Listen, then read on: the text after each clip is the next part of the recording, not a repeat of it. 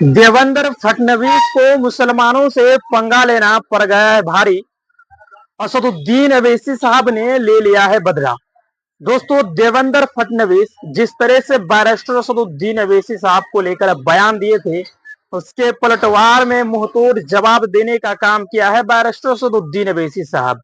खासतौर से औरंगजेब को लेकर देवेंद्र फडणवीस जी बयान दिए थे और उसके पलटवार में क्या कुछ कह रहे हैं असदुद्दीन अवैसी साहब, वो वीडियो हम आपको दिखाने की कोशिश करेंगे।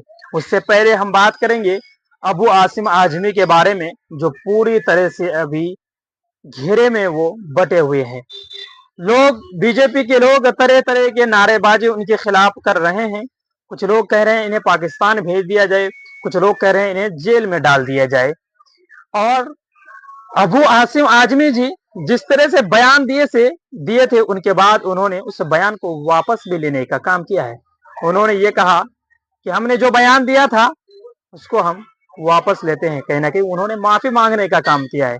तो इससे ये साफ जाहिर होता है कि नेता अबू आसिम आजमी नहीं है, नेता असदुद्दीन अवैसी साहब है, नेता एआईएमआईएम पार्टी के कार्यकर्तागण है।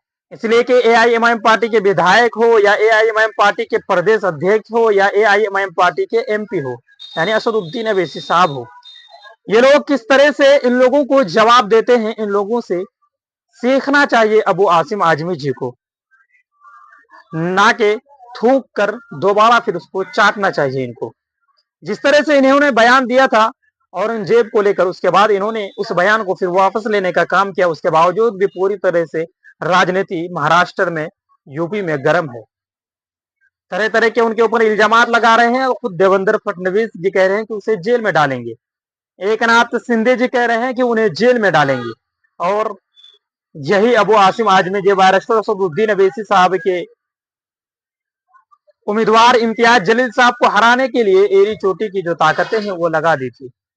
विधानसभा के वक्त भी इन्होंने बहुत बीजेपी की मदद की और बीजेपी को जिताने के लिए भरपूर इन्होंने काम किया। और असदुद्दीन अवैसी साहब को हराने के लिए इन्होंने बहुत मेहनत की।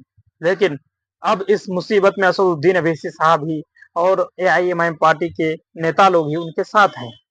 तो चलिए, असदुद्दीन अवैसी साहब किस तरह से देवेंद्र फडणवीस जी को जवाब दे रहे हैं, इस वीडियो में हम पहले देखेंगे, उसके बाद फिर बात करेंगे। सुन लो देवेंद्र फडणवीस, तुम्हारे मोदी अमित शाह के ये जुमलों से हम डरने वाले नहीं हैं। अब वो ऐसी सुन ले, अबे तू सुन ले मेरी बात को। अब तुम होंगे देवेंद्र फडणवीस, तुम फडणवीस हो इसलिए तुम मुझसे कह रहे हो।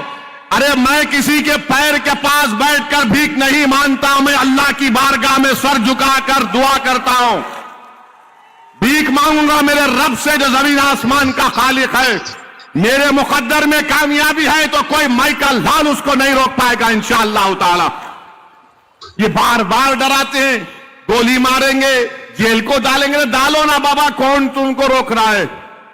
हम तो हर हाल में इस दुनिया में आए तो जाएंगे एक दिन, तुम भी जाओगे मैं भी जाऊंगा।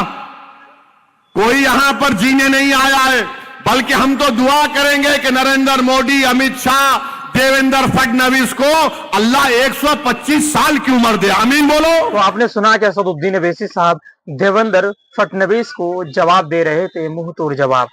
और देवेंद्र फडणवीस भी दोबारा इस तरह से बैरिस्टर असदुद्दीन अवैसी साहब से पंगा नहीं लेंगे। इस वीडियो को आप लोग ज्यादा से ज्यादा शेयर करें। अगर आप लोग इस चैनल पर नए हैं तो चैनल को जरूर सब्सक्राइब कीजिए, और इस वीडियो को फेसबुक पेज में देख रहे हैं तो पेज को लाइक और फॉलो जरूर करें, और वीडियो को शेयर करें अपने दोस्तों।